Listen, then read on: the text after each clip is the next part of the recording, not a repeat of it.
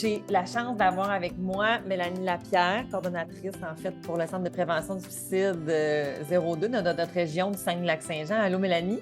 Bon, ben, Vraiment très heureuse de t'avoir avec moi parce que du 4 au 10 février, c'est une semaine qui est spéciale, n'est-ce pas? oui, c'est la semaine nationale de prévention du suicide, donc c'est mondial, c'est un peu partout, ce qui inclut notre belle région. À chaque année, là, au mois de février, on fait la semaine de prévention du suicide qui a débuté, comme tu l'as dit, là, hier, donc le 4 février, qui se tiendra jusqu'à samedi le 10 février. Pourquoi c'est important en fait, Mélanie, d'avoir encore une semaine de prévention nationale du suicide? Mais c'est important parce que les efforts de prévention, ça se fait sur du long terme, hein. Les centres de prévention du suicide au Québec, ben, on est là sur tout le territoire à l'année. On fait des actions de prévention à l'année. Mais la semaine de prévention du suicide, elle nous permet vraiment d'aller chercher un peu plus monsieur, madame, tout le monde pour rappeler aux gens qu'on a tous et toutes un rôle à jouer en prévention du suicide. Tu sais, que ce soit de diffuser les services d'aide comme le 866 s'appelle, que ce soit participer aux activités qu'on a, entre autres ici dans notre région durant la semaine de prévention du suicide. Là, c'est vraiment ce qu'on veut axer le plus possible. Puis c'est ça, des efforts de prévention, ben, ça se fait sur du long terme. On a besoin de tout le monde. C'est pour ça qu'on garde encore là, l'aspect de la semaine de prévention du suicide pour maximiser notre présence un peu partout sur le territoire.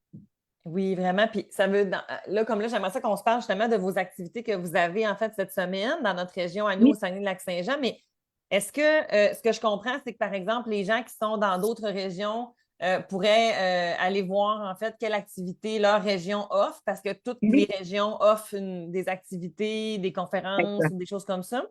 Exactement. Tous les centres de prévention du suicide du Québec et l'Association québécoise de prévention du suicide et le regroupement des centres de prévention du suicide du Québec OK. organisent différentes activités, puis sont présents aussi sur leurs médias sociaux là, pour promouvoir cette semaine-là.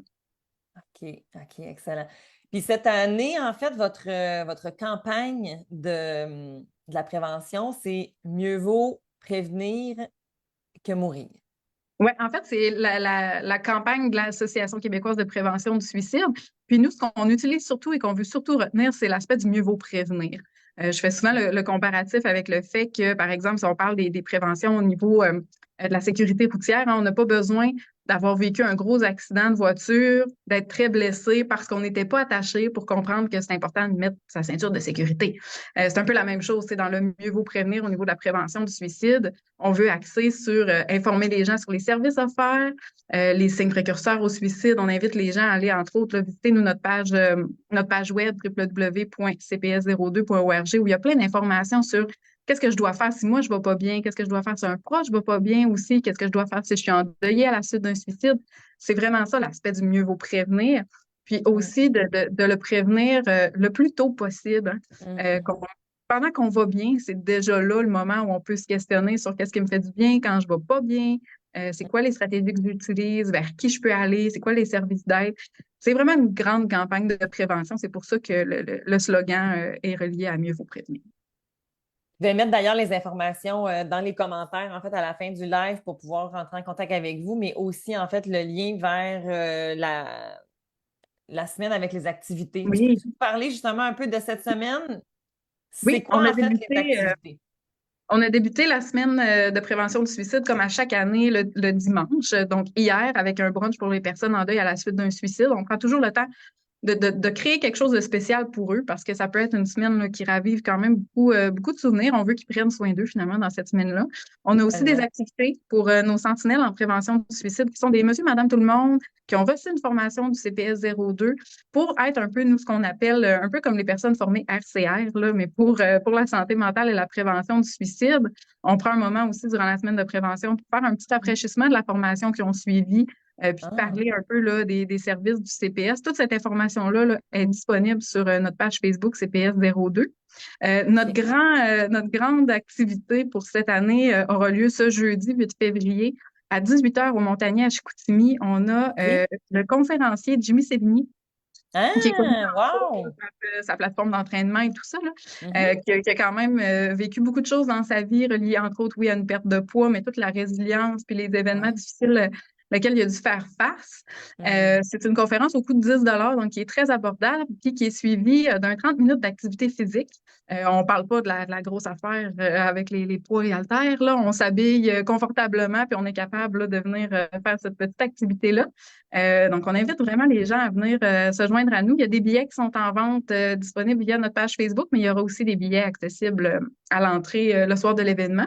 Puis, on a OK. vendredi également une activité qu'on fait en collaboration là, depuis environ 3 ans, qui est un gala de lutte de la Fédération AWE à Chicoutimi-Nord, qui s'appelle Ensemble pour la prévention du suicide, donc qui est au OK. profit du CPS 02.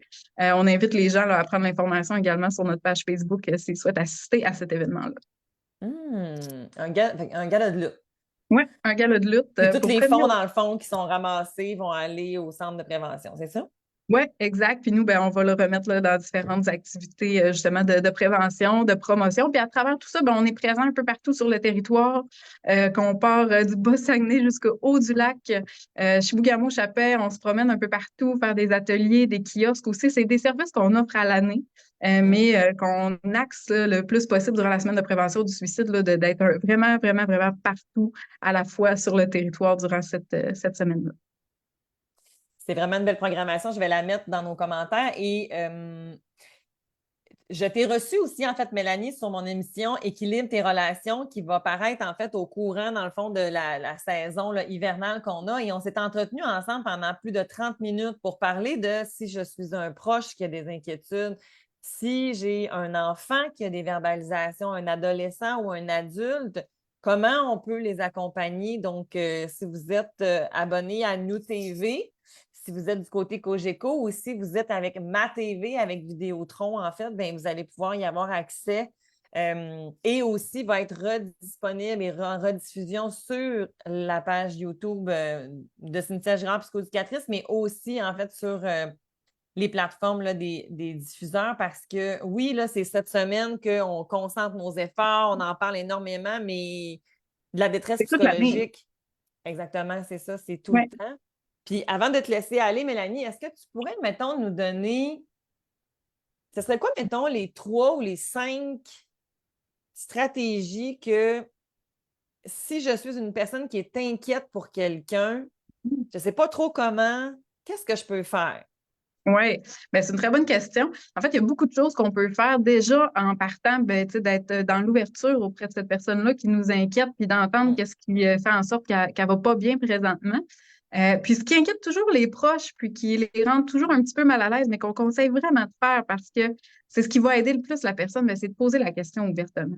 Hein, il y a encore le mythe là, qui plane du fait que de poser la question donne Ouais. l'idée, ben, c'est complètement faux. Au contraire, ça va ouvrir la porte à la personne de se confier. Donc, de Mm. demander à notre proche si on s'en sent capable, est-ce que tu penses au suicide en ce moment? Est-ce que ce que tu vis t'amène à vivre la détresse à ce point-là? Puis Ouais. après ça, ben, ce sera toujours d'utiliser les services, entre autres, du Centre de prévention du suicide ou un 866 appel quand on est inquiet pour un proche. Vous pouvez nous contacter. Puis nos intervenants vont vous outiller à aider ce proche-là. Puis au besoin, ben, on va nous-mêmes pouvoir contacter le proche pour pouvoir intervenir auprès de lui puis lui offrir du soutien. De jamais hésiter à nous contacter. Le 866 appel, c'est 24 heures sur 24, 7 jours sur 7.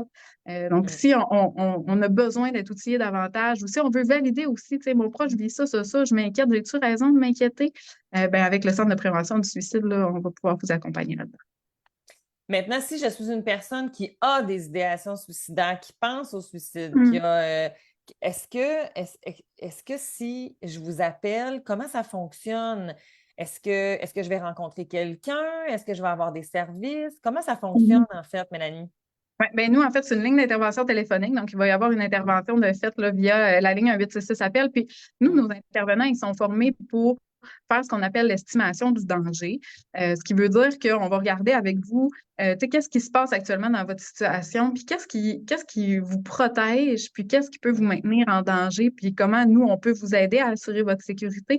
Mais le plus gros du travail qu'on va faire avec la personne, c'est de l'aider à trouver un sens à sa vie, puis à se mettre en action. Puis là, quand je dis trouver un sens à sa vie, là, c'est pas les grandes questions existentielles, là. On veut juste l'amener à réfléchir un petit peu sur qu'est-ce qui vaut encore la peine de continuer, parce qu'il y a toujours quelque chose qui vaut la peine de continuer. C'est juste que des fois, on est tellement dans notre détresse que c'est comme si cette chose-là, elle était un peu camouflée dans une boîte, puis qu'on avait besoin d'aide pour la sortir de là. Donc, nos intervenants, c'est ce qu'ils font principalement sur la ligne. Donc, vraiment écouter, accompagner la personne, la diriger vers les bons services aux besoins. Mhm. Puis, c'est surtout vraiment d'entendre aussi ces idées-là, tu sais, à qui on se confie pas nécessairement. On confie pas nécessairement nos idées suicidaires facilement. Nos intervenants sont prêts à entendre ça, puis sont prêts à accompagner là, les gens pour aller mieux. Oui, parce qu'il n'y a pas de honte, en fait, à avoir besoin d'aide. Ben Puis des non, fois, il y a vraiment. des gens qui vont se sentir mal aussi, des fois, de ressentir ce genre de pensée-là, alors qu'ils ont peut-être des enfants ou alors que peut-être que. Mais non, regarde, quand tu vas pas bien, t'es pas responsable de tout ce qui se passe en ce moment. Là. Ben Comme tu le non. dis, des fois, tu es pris dans ta boîte, tu vois plus d'espoir autour de toi. Fait que des fois, tu les vois pas, tu vois plus rien devant toi. Fait que d'avoir quelqu'un qui peut peut-être te montrer ou d'essayer de regarder ensemble. Hey, si on la regardait différemment, la boîte, tu sais, puis de qu'est-ce qu'on Ouais. peut faire avec, mais tu n'es pas toute seule, en fait, finalement. Ben non, puis nous, on va toujours être là. Puis, tu sais, un slogan qu'on a eu pendant longtemps, c'est demander de l'aide, c'est fort, puis c'est encore vrai. Tu sais. Tellement, je suis tellement De pas d'accord. rester seul avec ça. Les services sont disponibles, sont là, puis on va Mhm. accueillir tout le monde, là. Vraiment. Mélanie, je te remercie tellement d'avoir été avec nous ce matin, de pouvoir prendre ce temps-là pour qu'on puisse en parler. Je crois beaucoup, beaucoup, beaucoup à cette cause, à cet organisme. Pour y avoir déjà fait aussi du bénévolat, je sais qu'on peut faire la différence. Donc, ne vous gênez pas, en fait, de les contacter. 1-866 appel. Toutes les informations vont être dans les commentaires si vous avez besoin d'aller plus loin. Merci. Bye. Bye.